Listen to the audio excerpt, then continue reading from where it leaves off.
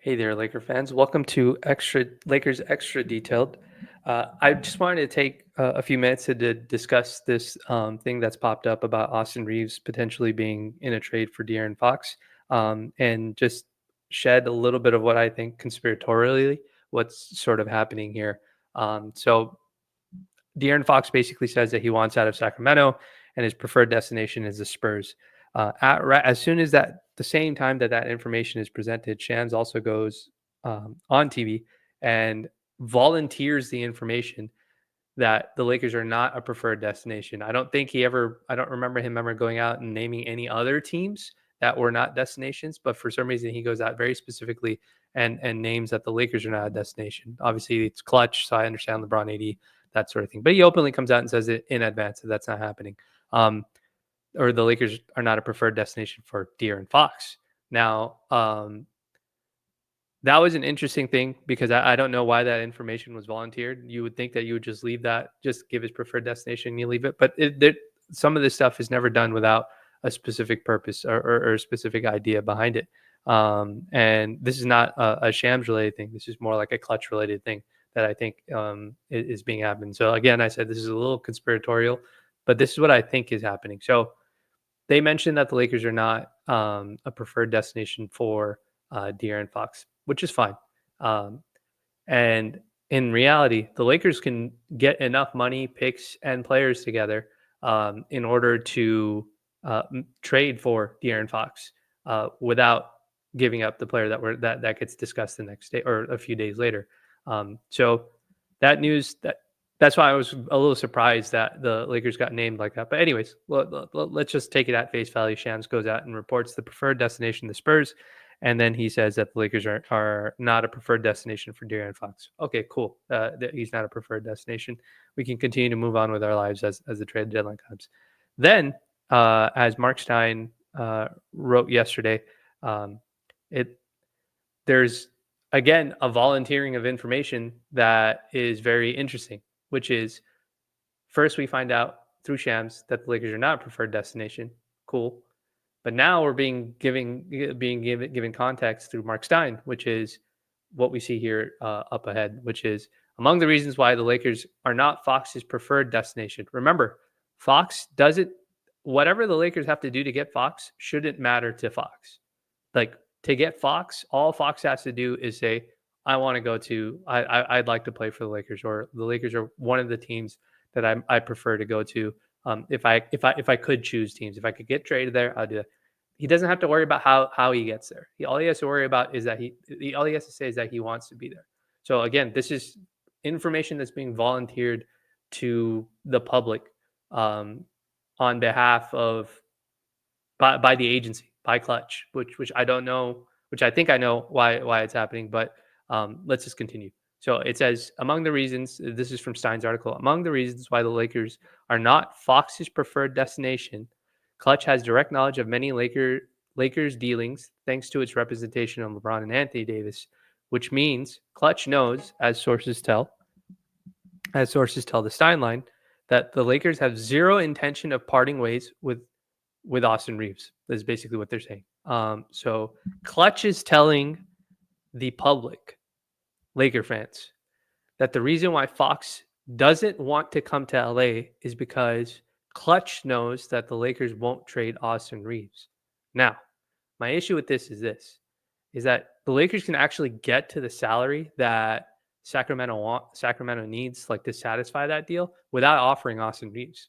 They can offer both first round picks. They can offer 2 second round picks. They can add Dalton Connect to that. And then they could send like Rui and Gabe and just do a bunch of filler to get to the numbers. So essentially you would get 2 very valuable firsts, two immediate seconds, a first round pick that the Lakers just got in Dalton Connect.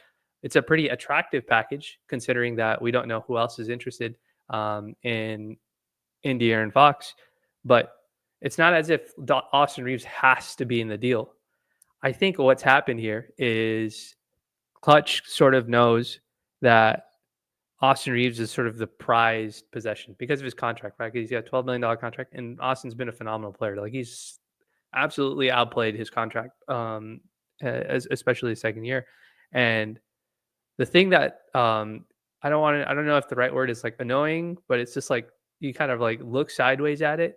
Is that Clutch is is bringing Austin Reaves' name into into a trade conversation, and so that's the part that's a little interesting for me to see because you normally don't see that happen. You don't see the agency bring up a whole nother player that's not within the agency itself and speak on behalf of the Lakers like this. Because remember, this article is not the Lakers telling like the source is right there, right? So there's no confusion about what's going on. Clutch is telling Mark Stein, we don't think the Lakers are going to trade Austin Reeves because they like him a lot. So that's why Fox doesn't want to go there. And so my thing is, why volunteer that information? What's the point of doing that? If you already know that, why would you volunteer that information? Like if you're LeBron James and Anthony Davis, like what does that say? And or you're Austin Reeves and you're looking at LeBron and Anthony Davis and the agency that reps him, like you're looking at them like, what's going on here? Like why is my name in these trade conversations and it's not coming from the Lakers? Why is it coming from your agency? And so there's a little bit of like, a pause that I could see. I don't think it's going to affect them basketball wise, but my thing is, why is that happening? Like, what is happening here that Austin Reeves' name is getting mentioned? And I think we figure that out when we take a look at the second tweet, the follow tweet. These things never happen in just a single, like it's never just a single thing, right? Shams volunteering the information that the Lakers are not a preferred destination. Mark Stein now offering contextualization as to why the Lakers are not a preferred destination. And then the next day after that report, we get Brian Windhorst telling us that Stephon Castle is untouchable. So overall, what I think is happening is the same sort of situation that sort of happened when Anthony Davis asked out of New Orleans and wanted to go to LA. He had one team in mind. Anthony Davis only had one team in mind, and that was the Lakers. And he had to expand his list because there had to be competitive bids, and in order for competitive bids in order to drive up the price.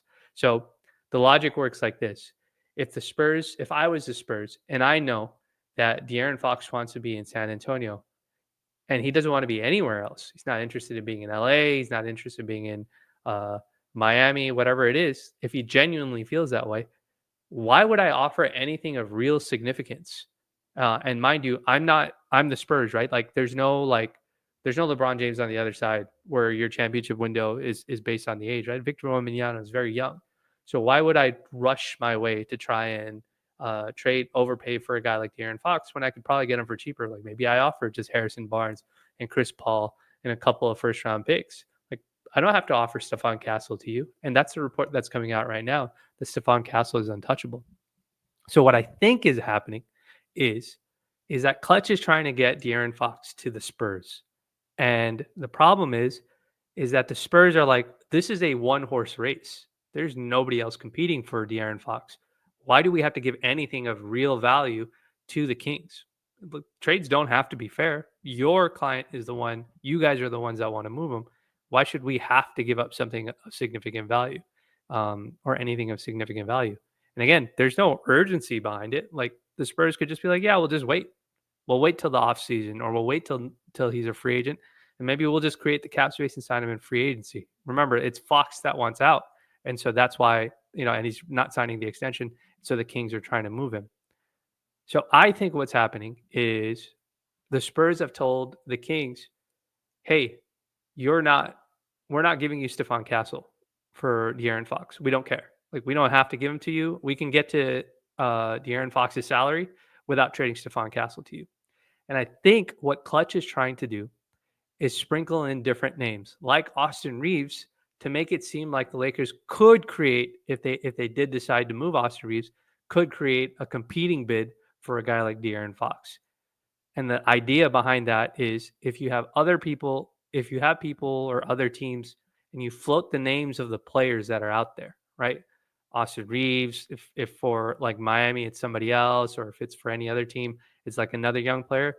Maybe it causes the front office in San Antonio to feel like, oh, wait, maybe Stephon Castle isn't untouchable because the Lakers are willing to offer Austin Reaves when it comes to it. So I think the reason why you heard Austin Reaves' name be volunteered by Klutch to Mark Stein was for this reason in itself. I think it's very similar to, if you remember, when the Lakers were talking about getting Anthony Davis, they're like, well, we got to offer Brandon Ingram.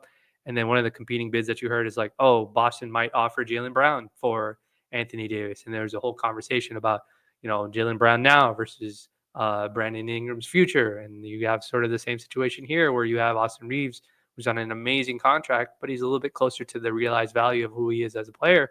But then you have Stephon Castle, this sort of unknown guy. So I think that's what's happening with that rumor, and I think that's all by Klutch's doing. I think they have to create this idea of competing bids so that maybe they can get the Spurs to have more urgency behind doing the trade. But I don't think the Lakers are very serious about trading Austin Reaves.